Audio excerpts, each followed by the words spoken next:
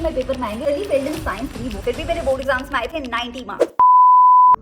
This is how much you have been scoring till now, but this is how much you will score after completing this video. How do I know? Because I nearly failed my science pre-board exam. फिर भी मेरे board exams में आए थे 90 marks. और अगले 5 minute के अंदर मैं तुम्हें स्टडी स्ट्रेटेजी डिकोड करके देने वाली हूँ। And by the end of this video, you will have a full-proof plan to score your dream marks in class 10 science. But there is a catch. You need to give me 5 days for this strategy. And if you can do that, I promise you, you'll score more than 95 marks. क्योंकि अगर इस strategy को जनवरी के महीने में तुमने 5 consecutive days follow कर लिया, तो तुम्हारा सिलेबस टाइम पे खत्म भी हो जाएगा और तुम वो वाले क्वेश्चन प्रैक्टिस कर चुके होगे जो एक्चुअली सीबीएसई बोर्ड एग्जाम में आने वाले हैं। So let's get started. Chemistry के पहले चैप्टर से स्टार्ट करते हैं, which is chemical reactions and equation. तो उसके सबसे इंपॉर्टेंट टॉपिक्स हैं ये वाले। The second chapter is our acid, bases and salt, जिसके इंपॉर्टेंट टॉपिक्स ये रहे। थर्ड है हमारा metals and non metals, important topics ये रहे।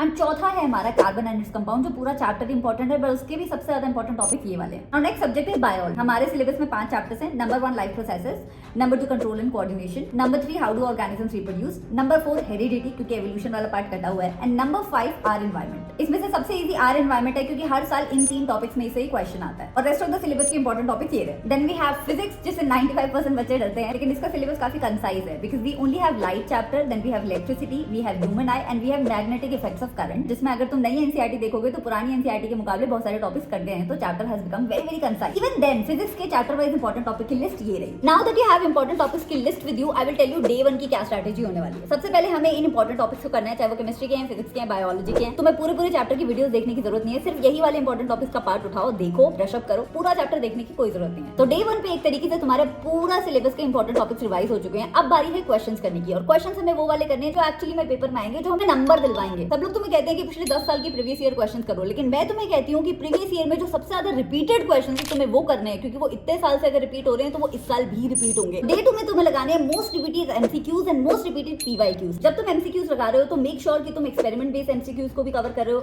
असर्शन एंड रीजनिंग को भी कवर कर रहे हो, और डेटा बेस्ड एमसीक्यूज भी लगा रहे हो। Now for 3 marker and 5 marker questions you need to practice diagram based question also, experiment based question also, case based question also, regular questions also. तो डे 1 और डे 2 में तुमने सिलेबस को अच्छे से रिवाइज कर लिया है और तुमने क्वेश्चंस भी लगा लिए हैं। ये सब करके तुम्हारे 80-85 नंबर तो आ जाएंगे, लेकिन अगर तुम 95 नंबर चाहते हो ना, तो डे 3 पे तुम्हें लगाने होंगे सैंपल पेपर। और एमी जो इंटरनेट पे सैंपल पेपर मिलते हैं उन्हें लगा के कोई काम नहीं चलेगा, क्योंकि ये इतने ईजी होते हैं कि बोर्ड एग्जाम के लिए तुम्हें अच्छे से प्रिपेयर ही नहीं करते हैं। तो तुम्हें डे 3 पे लगाने हैं एलओडी लेवल 2 और एलओडी लेवल 3 के सैंपल पेपर। तुम में से बहुत सारे बच्चों ने मेरी वो जर्नी देखी थी, जिसमें मैंने क्लास 10 एसएसटी और साइंस के बेस्ट सैंपल पेपर्स बना के तैयार किए थे, और यही सैंपल पेपर्स तुम्हें Amazon और फ्लिपकार्ट पे अवेलेबल है। इसमें मैंने इजी, मीडियम, डिफिकल्ट हर तरीके के 3-3 सैंपल पेपर्स बनाए हैं। और इन्हीं सैंपल पेपर्स के साथ मैंने बोर्ड एग्जाम की बिल्कुल एग्जैक्ट कॉपी वाली आंसर शीट भी दी है। प्लीज मेक श्योर जब तुम सैंपल पेपर सॉल्व करो तो इसी पे करो, ताकि तुम्हें बोर्ड एग्जाम की अच्छे से प्रिपरेशन हो जाए। Now let's come to the day 4। Already तुम्हारा पूरा सिलेबस 3 दिन के अंदर कंप्लीट हो चुका है with solving sample papers, but day 4 पे तुम्हें लगाने हैं डायग्राम्स बचा, क्योंकि मोस्टली यही डायग्राम हमारे साइंस के पेपर में एक आधा नंबर फ्री में कटवाते हैं। तो डे 4 को तुम्हें स्टार्ट करना है डायग्राम की प्रैक्टिस के साथ, और जब तुम लगा रहे हो तो इस लिस्ट को अपने सामने रखना, because these are the most important diagrams. On the same day evening में तुम्हें एनसीईआरटी के क्वेश्चंस लगाने हैं, चाहे वो फिजिक्स के हैं, केमिस्ट्री के हैं, बायोलॉजी के। नाउ आई अंडरस्टैंड बहुत सारे क्वेश्चंस हो जाएंगे, so what you can do is you can divide the syllabus into 2 parts. आधे चैप्टर्स के एनसीईआरटी के क्वेश्चन तुम डे 4 पे लगा दो, और आधे चैप्टर के एनसीईआरटी के क्वेश्चन तुम डे 5 पे लगा दो। तो टू समराइज, डे 1 पे तुमने इंपॉर्टेंट टॉपिक्स किए फिजिक्स, केमिस्ट्री और बायोलॉजी के। डे 2 पे तुमने किए मोस्ट रिपीटेड एमसीक्यूज, वो भी 50, और most repeated 3 marker and 5 marker questions at least 30। इन दोनों की पीडीएफ डिस्क्रिप्शन बॉक्स में अवेलेबल है, please make sure that you utilize that. Day 3 पे तुमने किया सैंपल पेपर नंबर 1 जो कि था मीडियम डिफिकल्टी का, और सैंपल पेपर नंबर 2 जो कि था सुपर डिफिकल्ट लेवल का। डे 4 पे तुमने डायग्राम्स को भी रिवाइज कर लिया और एनसीईआरटी के क्वेश्चंस भी कर लिए। डे 5 पे तुमने अपना सारा लेफ्ट ओवर टॉपिक कंप्लीट किया और नेक्स्ट सब्जेक्ट की स्ट्रैटेजी फॉलो करने का प्लान बनाया, क्योंकि मैंने 3 दिन में एसएसटी को कंप्लीट करने की स्ट्रैटेजी भी अपने चैनल पर डाल दी है। This is a gold video जिसमें तुम 19 चैप्टर्स कवर कर सकते हो सिर्फ 3 दिन के अंदर, वो भी जनवरी के महीने में से। Don't forget to watch that video, and I will see you next time with another amazing video. Till then take care and best of luck.